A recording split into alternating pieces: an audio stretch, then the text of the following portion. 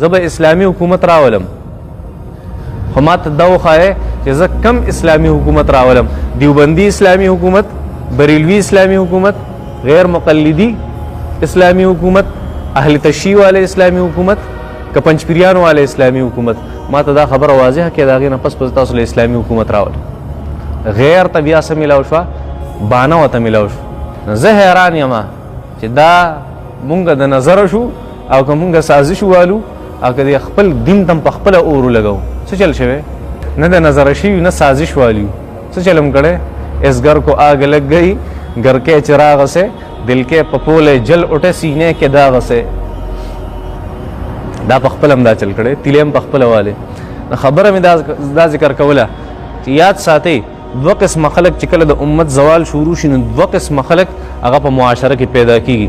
یو هغه خلق چې هغه ستا معاشره ټوکلې ټوکلې کوي او یو هغه خلق چې هغه ستا دین ټوکلې ټوکلې کوي د خپل نفسانی خواهشاتو لپاره. څه لپاره؟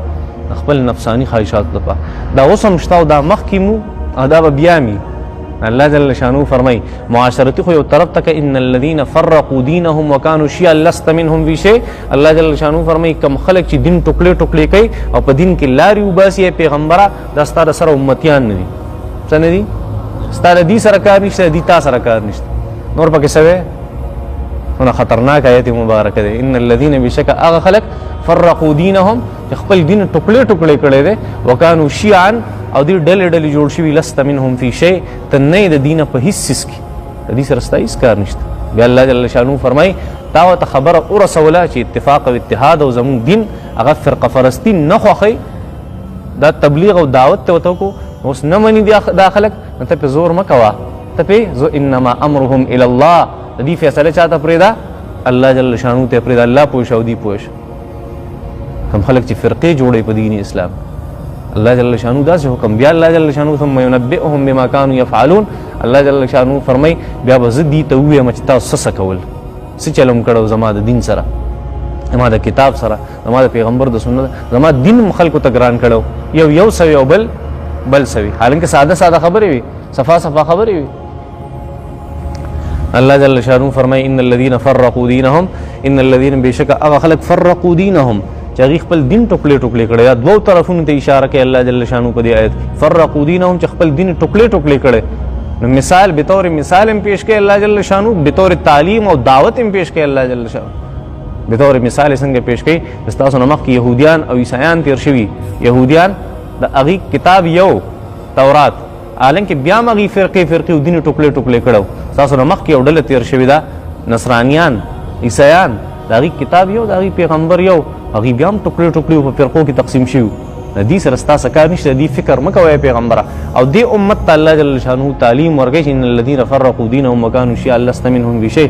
ستاسو الله هم یو دی، ستاسو پیغمبر هم یو دی، ستاسو دین هم یو دی، ستاسو کتاب هم یو دی. بیا د فرقو څه مطلب؟ بیا دین ټوکړې ټوکړې کول د دې څه مطلب؟ تاسو تم دا خبره کوم چې کم یو سړی تاسو ته یو دینی طبقه او دینی مکتبه فکر طرف ته دعوت ترکي چې دا پرې دا د خواراش دا 100% غلط دی. څه دی؟ د دینی اسلام سره هیڅ تعلق نشته. یا یو سړی په خپل مکتب کې بل سړی برداشت نه چې زما مکتبه فکر دی او دی راځي او خپل نخري دل تماته کوي. د بل مکتبه فکر انسان برداشت کول دا خو اصل دین دی. بل برداشت کول دا خو اصل ایمان دی. نه پوهیږي په دې باندې. الله جل شانه فرمای چې تاسو د تعلیم دی او د ترغیب دی او د دعوت ترته چې دین ګوره ټوټه ټوټه نه کوي. اوس چل شوی څه سمته جوړ کړو مسلمانانو کم طرف ته لاړ. قرآن واضحه، حدیث واضحه. یو عزت دیوبنده، یو عزت بریله، یو عزت جماعت اسلامی، یو عزت جمعیت والا، یو عزت پنجپیره، یو عزت عثمانی، یو عزت اهل تشیع. دا څه عجیبه دې څه مطلب؟ الله جل شانو فرمایي ان الذين فرقوا دينهم كما خلق چې دین ټوکړې ټوکړې کړي دي وکانو شیعا او دې ډلې ډلې لست منهم فی شیء. پیغمبر دې سره ستا اس کار نشته. د براءت اعلان ته وکا پیغمبر وي زما سره تاسو سره کار نشته. کړه تاسو کې فرقي کته فرقو والے تاسو سره هیڅ کار نشته. نبی علیہ السلام دې ته دعوت ته تعلیم در کومه چې دین د براءت اعلان وکم خلک چې فرقو کې تقسیمي.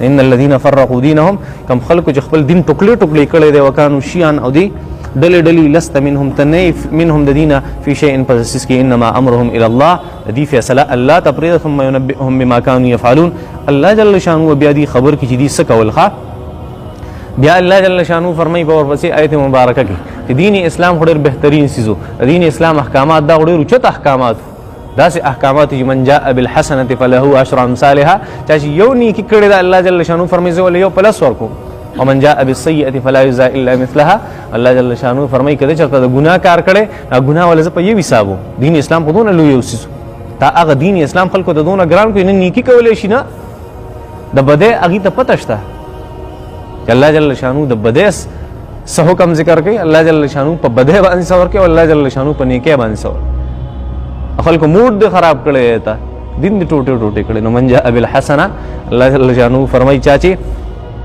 یو نیکی وکړه من جاء سوک چراغ بالحسنه په یو نیکه فله عشر امثال فله عشر حسنات امثال